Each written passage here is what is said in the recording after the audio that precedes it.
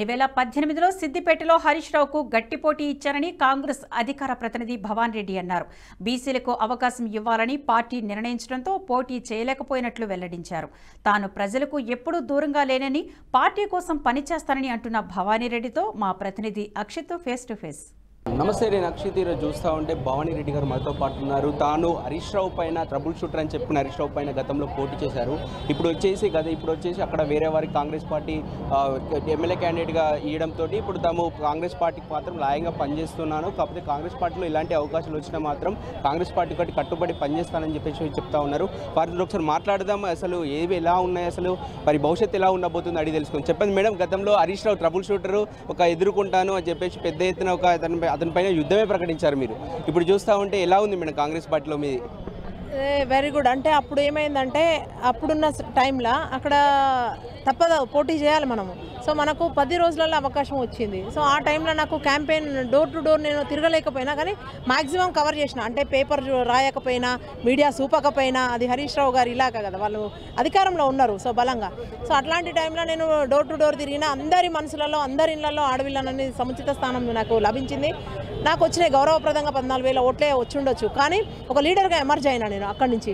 తర్వాత ఏమైంది, మొన్న దీనిలో ఇంజనీరింగ్, సోషల్ ఇంజనీరింగ్లో ఒక బీసీకి ఇస్తున్నాము, సో మీకు మాత్రం గౌరవప్రదంగా మంచి పొజిషన్ ఇస్తామమ్మా, పార్టీకి పనిచేయండి అంటే నేను తూచా తప్పకుండా మా జిల్లా మొత్తం ఖాళీ అయింది. మీరు అన్నట్టు మొత్తము మా డీసీసీ అధ్యక్షుడితో పాటు మెదక్ డీసీసీ అధ్యక్షుడు, తర్వాత స్పోక్స్ పర్సన్స్ 2-3 అందరూ వెళ్ళిపోయినారు, ఎవరు మిగలలేదు. నాకు అదే బాధేసింది అన్నట్టు. అరే ఎందుకు రాబోతున్నాం కదా అధికారంలోకి, అంటే ఒక ఎన్నికలే కొలమానమా ఒక లీడర్కి?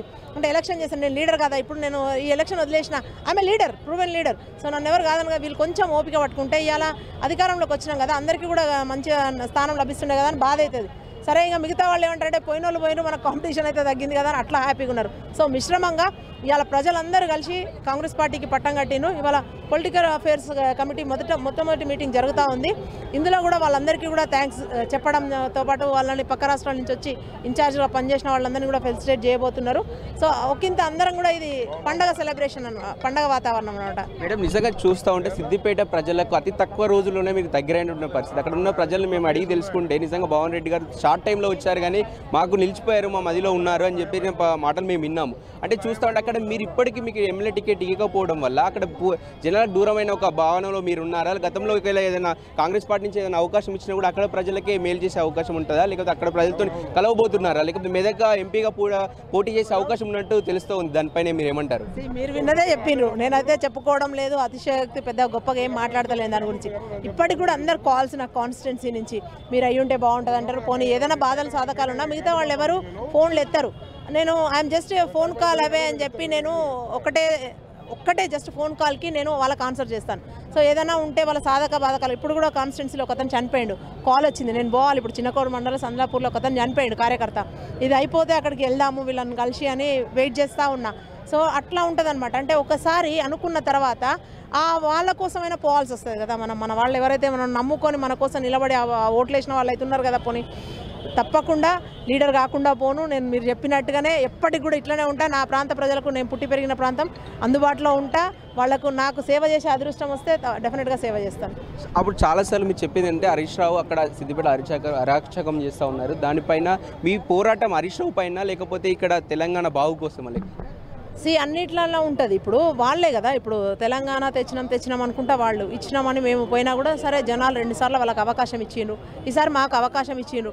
ఇక వాళ్ళది ఏమన్నా కానీ ముందుగాల మనం వాళ్ళు చేస్తామన్న ఎంత విధ్వంసం సృష్టించిండ్రు 10 ఏళ్లలో, వాళ్ళు చేస్తామన్నది ఒక్కటి కూడా చేయలేదు. ప్రజలకు ఆచరణకు సాధ్యం కానీ హామీలన్నీ ఇచ్చిండ్రు. సో ఇప్పుడు కాంగ్రెస్ ప్రభుత్వంలో మేమందరం కూడా ఇప్పుడు పట్టుదలతో పనిచేయాలి, ఇచ్చిన హామీలు నెరవేర్చే దిశగా మేమందరం పనిచేయాలి కలిసికట్టుగా.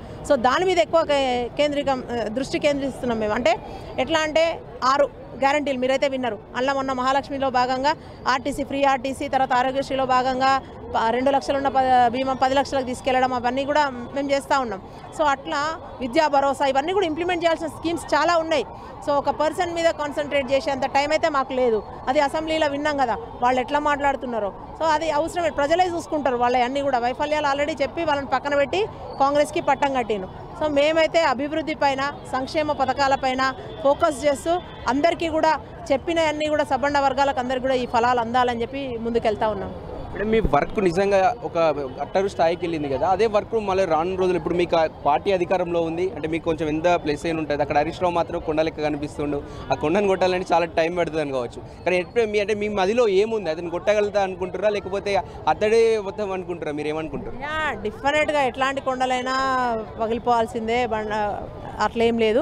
అది కొండ బండ అంటే పగులుతారు. మెజారిటీ తగ్గింది, 1,00,000-1,50,000 అన్నాడు. ఈసారి 82,000కు పడిపోయిండు. సో అది పెద్ద విషయం ఏం కాదు. అధికారంలో ఉన్నాం ఈసారి, వాళ్ళవన్నీ బయటికి తీసి వాళ్ళ వైఫల్యాలన్నీ ఏంది, ఆయన కాళేశ్వరం చేసిన స్కాములు ఏంది అవన్నీ తీస్తే ఒక లీడర్ ఆల్రెడీ వీక్ అవుతాడు. పక్క నుంచి కాంగ్రెస్ పార్టీ నన్ను ఎంపవర్ చేసే ఆలోచన ఉంటే కనుక నన్ను ఎంపవర్ చేస్తారు. రానున్న రోజులలో బ్రహ్మాండంగా ఆయనను ఓడగొట్టగలుగుతాం. అట్లేం లేదు ఇది నాదే అని. అంటే ఎప్పటి నుంచో చూస్తున్నాం మనం, ఎత్తిరాజారావు లాంటి వాళ్ళని చూసినాము, 6 సార్లు అజాత శత్రువు అనేటోళ్ళని చూసినాం గెలిచిన వాళ్ళను. తర్వాత చరిత్రలు నియంత లాంటి వాళ్ళని, హిట్లర్ లాంటి వాళ్ళని చూసినాము. వాళ్ళేమైనా గీళ్ళెంత సరే రామారావు గారు ఓడిపోతారు అనుకున్నాం మనం, ఒక మామూలు పర్సన్ ఓడగొట్టలేదా? సో చరిత్ర మనకు చాలా చెప్పింది. ఇవాళ వాళ్ళు ఉంటుండొచ్చు, రేపు పొద్దున మనది డెఫినెట్గా మనకు రాబోయే రోజులు మన రోజులే. భవానీ రెడ్డి గారు క్లియర్గా చెప్తారు, జనంతో ఉన్న లీడర్కి ఏ అవసరం లేదు, పార్టీ అవకాశం ఇచ్చినా ఇవ్వకున్నా పార్టీ కోసం పనిచేస్తాము, జనాల్లో ఉంటాం, జనాల సమస్యలపైన పోరాడతాము.